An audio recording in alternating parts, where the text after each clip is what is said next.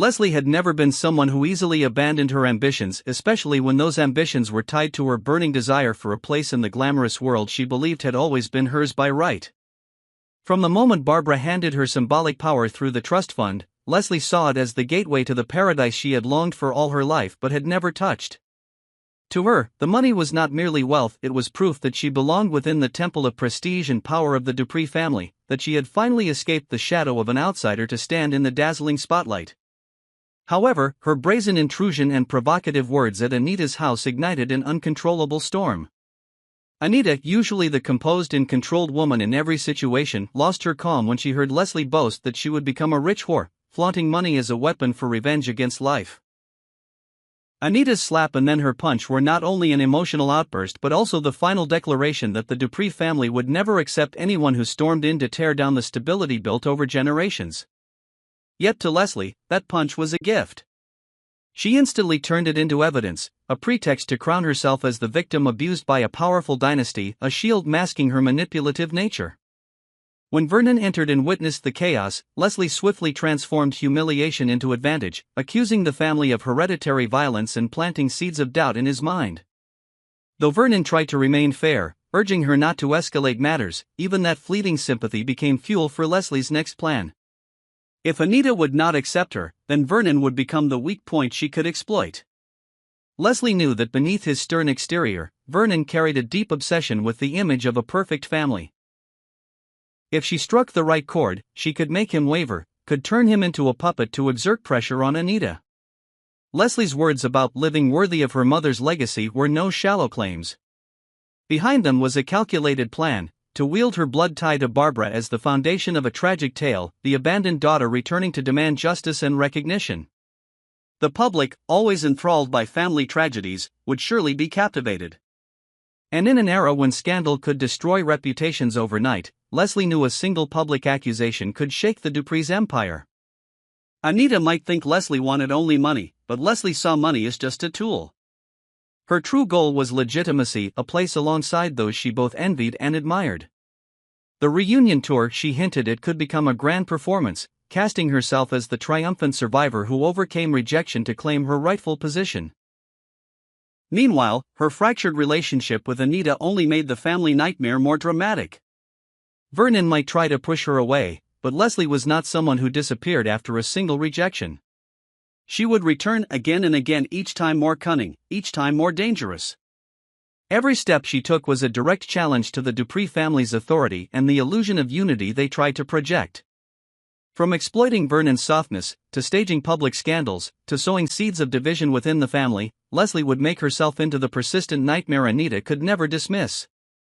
What made this story all the darker was that Leslie was not entirely wrong.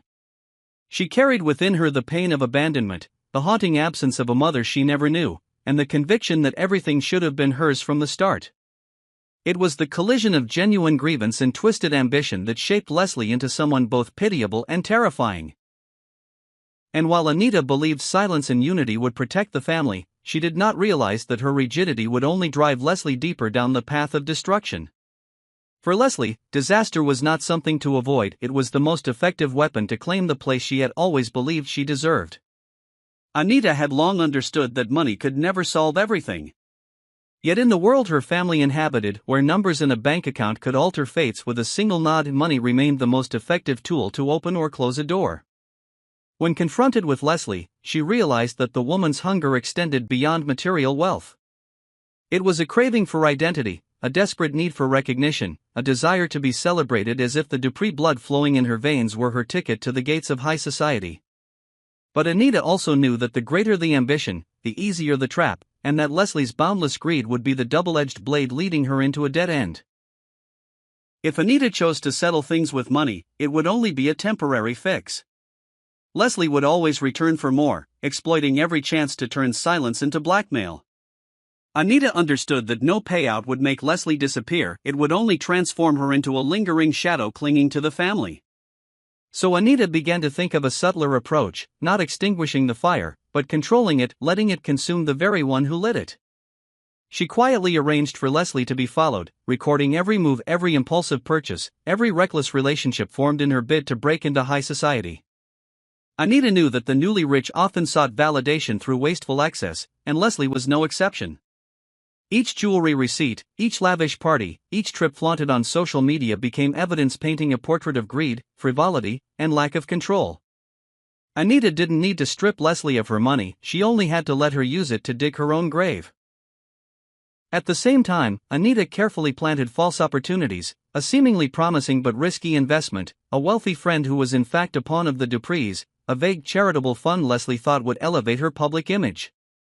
Each door was open just enough for Leslie to believe she was in control, that she could turn her trust fund into a weapon against Anita's pride. But in the shadows, Anita tracked every step, ensuring that when Leslie stumbled, all the evidence would show she had willingly thrown herself into the trap. The most dangerous part was that Anita never needed to lay a hand on the plan. She let everything unfold naturally, allowing Leslie to believe the path was of her own choosing. For if she pressed too openly, Leslie would resist. But if Leslie believed herself clever, believed she was the manipulator, then the trap would be sweet, irresistible. And when the door finally closed, Leslie would realize too late that her fortune had evaporated, her reputation was ruined, and the identity she craved had turned into nothing more than a cruel joke in the eyes of those who had watched her struggle. Anita had no need to buy silence with cash, she knew silence never lasted. Instead, she turned Leslie's greed into shackles, so that every step forward became a step deeper into the abyss. And when it all ended, Anita could stand at a distance, serene, as if she had done nothing, while the world believed Leslie had collapsed by her own mistakes. It would not merely be a victory, but a warning to anyone who dared challenge the Dupree family. In the game of power, the one who believes they are moving the pieces is often the very piece that was sacrificed from the start. Anita was no stranger to silent battles of wit, but Leslie's presence was becoming more and more like a thorn lodged deep in her flesh. Impossible to extract with soft maneuvers. From confrontations at private gatherings to reckless words scattered everywhere, Leslie had turned threats into a habit, making the Dupree family hostages to her endless monetary blackmail. Anita knew that continued concessions would cost her not only power, but also the dignity she had spent a lifetime defending. The pride of the Dupree family could not allow an outsider, someone flaunting nothing but trust fund money, to manipulate them as if they were mere puppets. Vernon, after witnessing his wife endure Leslie's venomous taunts time and again, also came to see a chilling truth. Leslie was not just a parasite, but a ticking time bomb, and if unchecked, everything they had built would be blown apart. Silently, they began to discuss a path neither had ever considered before: removing Leslie permanently. At first the thought was nothing more than words born of anger, but gradually, it solidified into a plan. Anita knew Leslie was too greedy to retreat, while Vernon realized that every attempt at reconciliation only emboldened her demands. They agreed that there had to be a clean ending, an engineered disappearance so seamless that no one would suspect. Vernon, with his calm demeanor and reputation for integrity, would never be imagined as a man capable of a dark conspiracy. Anita, with her instinct for control and quiet manipulation, would orchestrate each move. They began to construct a mirage for Leslie, an invitation to invest in a promising venture, a meeting disguised as the gateway to true recognition. Anita whispered suggestions of a secret gathering, a private party where powerful figures of high society would be present, an event that would finally grant Leslie entry into the royal black aristocracy she so desperately craved. For Leslie, it was a golden chance to prove she was not just a hanger-on, but someone worthy of sitting among power's icons.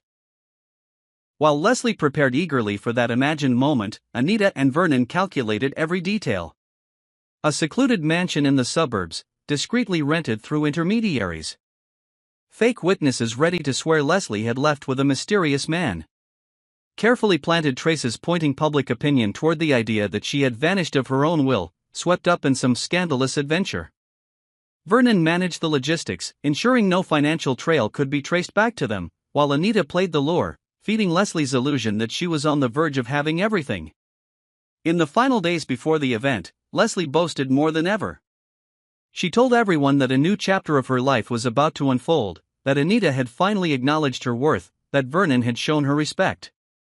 Her arrogance only made the plan easier, for by making herself the center of gossip, her disappearance would seem nothing more than another stunt for attention.